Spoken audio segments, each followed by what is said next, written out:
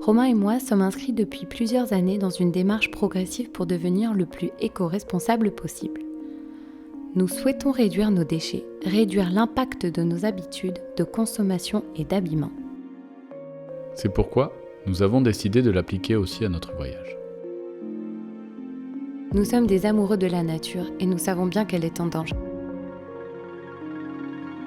Lors de ce voyage, nous n'avons pas été parfaits. Nous n'avons pas la prétention de vous donner des conseils, mais nous souhaitons partager avec vous cette expérience.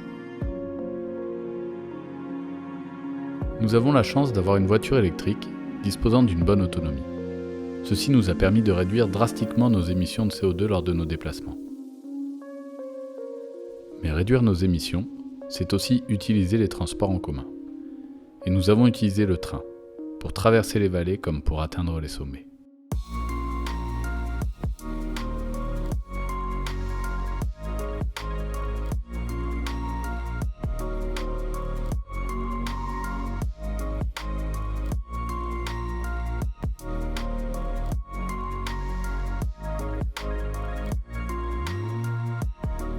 Nous savions que la recharge ne serait pas contraignante. Nous avons l'habitude. C'est l'occasion de faire une pause ou de regarder une série. Par contre, nous avons été surpris de trouver de nombreux points de charge gratuits.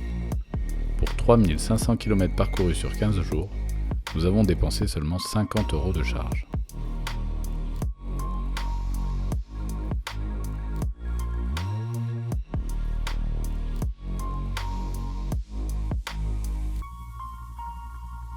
Nous avons aussi adapté notre alimentation à cette ambition. Mélanie est déjà crudivore, alors sans aller jusque-là, j'ai décidé de devenir végétarien. Dès que possible, nous avons privilégié les produits locaux, sans forcément se priver de certains fruits et légumes de provenance plus lointaine. Par contre, pas une goutte de café n'a été versée. Les logements que nous avons choisis avaient tous l'ambition de limiter leur impact environnemental et souvent des points de charge, l'occasion de faire coup double. Même notre pratique du snowboard a dû être repensée. Nous avons partagé notre temps entre les stations, réel moteur économique des vallées, et le splitboard, bien plus respectueux de l'environnement.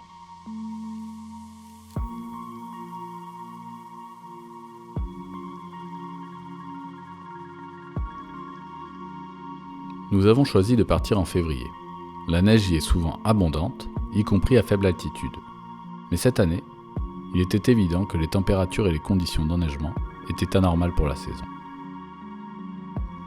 Pour autant, ne vous inquiétez pas, la montagne réserve toujours de belles surprises.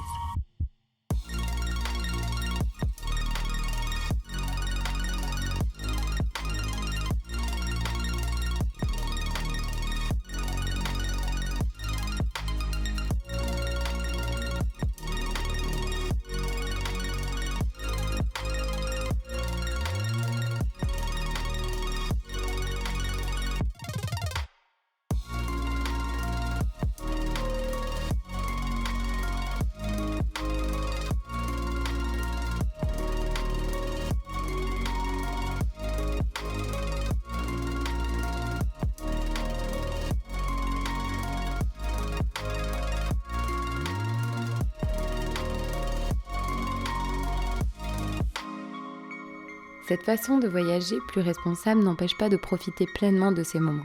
Nous avons ridé, visité, tenté des expériences inédites.